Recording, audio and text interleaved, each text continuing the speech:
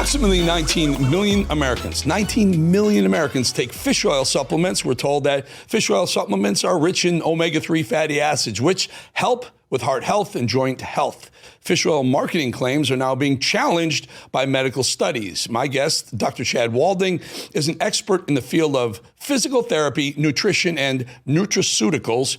Dr. Chad is the co-founder of Native Path, the health and wellness company focused on supplements backed by science. Dr. Chad, the global fish oil market projected to be something in north of $3 billion, but some credible studies have emerged that suggest fish oil may not be as healthy as consumers were led to believe. Tell us about those studies and the suggestion that you have krill oil, and tell us about that. Start with what you mentioned earlier. There is solid evidence that omega-3s are beneficial to overall health. They reduce inflammation, they contribute to heart health, brain health, eye health, bone health, metabolism, and potentially even cancer prevention.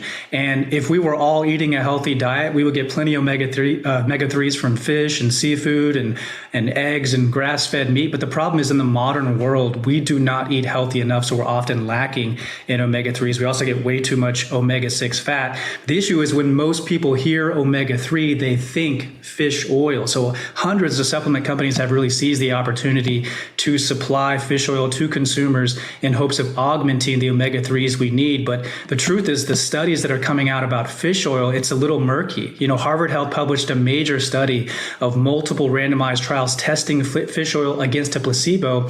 And the conclusion was there's no evidence of heart-related benefits from fish oil. And Cleveland Clinic published an article stating fish oil pills aren't doing what you think they're doing. In fact, one of the studies found that fish oil may increase LDL cholesterol. So much of the science is really suggesting fish oil may not provide the health benefits people are hoping for. And I think there's really a couple of reasons for this. Number one, fish oil is almost always tainted with pollutants and toxins which prevent it from working. You know, it comes from oceans that are tainted with oil spills and nuclear disasters. High levels of mercury can be found in those waters. I simply don't trust it. And the other thing is it doesn't get absorbed in the human body very well, especially when compared to krill oil, which is what I feel is a much better source of omega-3s. Tell us about krill oil. It's krill is also comes from the sea as well, right? Yeah, so both people think it's a fish, but it's actually a shrimp-like crustacean that's abundant in the Antarctic, where the waters are extremely pure and toxin-free. And there's all studies coming out that show that krill is a more potent and absorbable form of omega-3s compared to fish oil. It's actually 50% more absorbable and 8 times more bioavailable in the human body. And that's because it comes in a phospholipid form that's found all over our bodies, which make it easier to penetrate our cells. And the other thing is it's more powerful than fish oil. One study found that krill oil was more effective than fish oil at supporting heart health, even when given at lower doses. But the biggest difference between krill and fish oil is an additional antioxidant that is not found in fish oil. It's called astaxanthin, and it's likely the key to achieving the health benefits many people are seeking from omega-3s. It's 6,000 times more powerful than vitamin C, 100 times more powerful than vitamin E, and 5 times more powerful than beta-carotene. So I consider it a much better source of omega-3s compared to fish oil. Astaxanthin? Astaxanthin, yeah, it's an antioxidant. Listen, I'm into this. This is half my life I spend, trying to find the right nutrition path and exercise and whatnot. Krill oil still has omega-3s as well, though, right? Exactly. Yeah, it's abundant in omega-3s, but the key between it comparing to fish oil is how bioavailable it is and how potent it is compared to typical fish oil. So yeah, it's abundant in omega-3s. Fantastic. So very quickly, I hear that, again, folks, this is the first time we're doing this, but really glad to have you on board. You're extending up to 66% off to our audience when they use and visit nativepathkrilloil.com. Is that right? nativepathkrilloil.com. Tell us about that very quickly, if you may. Yeah, absolutely. So we're extending up to 66% off to the audience today when they visit nativepathkrilloil.com. And this is a way for you. I consider krill oil something everyone should be taking. So throw away the fish oils that you're getting from the regular market. Try krill oil, give it a shot, and see what happens. The benefits from krill oil are outstanding, from lowering inflammation to reducing swelling to reducing pain. There's heart health benefits. It boosts the immune system. It literally touches everything. Well, listen, I'm glad you're on board. I'm looking forward to more conversations like this because this is everyone should be concerned about their health and their nutrition. Dr. Chad Walden, thank you so much for your time. Awesome, Eric. Thank you for having me. Yes, sir.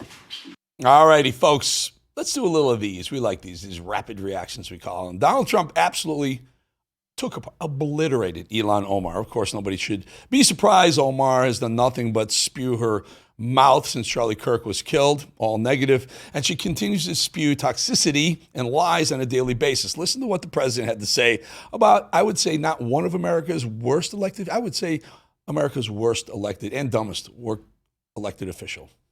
Ilhan Omar, after his assassination, called Charlie Kirk a reprehensible human being. Should she be stripped of her community assignments? I would say, I think she's a disgraceful person.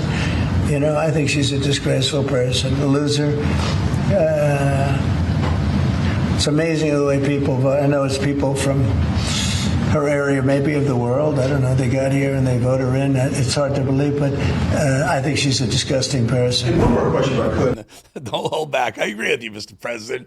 By the way, Rachel Maddow had a terrible, once a week show. That's all she works. She works once a week, makes like $25 million a year. Rachel Maddow.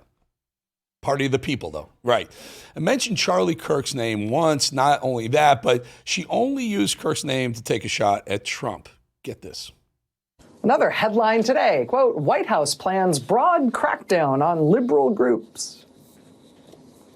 They're saying now they will use the horrific murder of pro-Trump activist Charlie Kirk last week as a justification for some undefined whole-of-government attack on what they always describe very vaguely as the left in this country. Yeah, you're the left. They're the left. You're leftists. You're progressives. You're supporting a communist in New York to become the mayor of New York City. You're nuts. The Democrat Party has gone so far liberal, left, progressive, it's unrecognizable. John F. Kennedy, the Democrat president, would be considered a Republican in these standards. Think about that for a second. I think more people need to be outraged over MSNBC's recent coverage. There truly is an argument for that terrible network to be stripped of all its licenses. They're fear-mongering, blatantly lying. Nothing they put on their air is true. That said, take a listen to their latest complaint about Trump. Then, on the other hand, he's saying things like this, telling NBC News, we are dealing with a radical left group of lunatics, and they don't play fair, and they never did. Is the president doing anything to help the nation heal, or is he just fanning the flames? Well, it's not his nature to be a unifier. That's not the way he has practiced politics.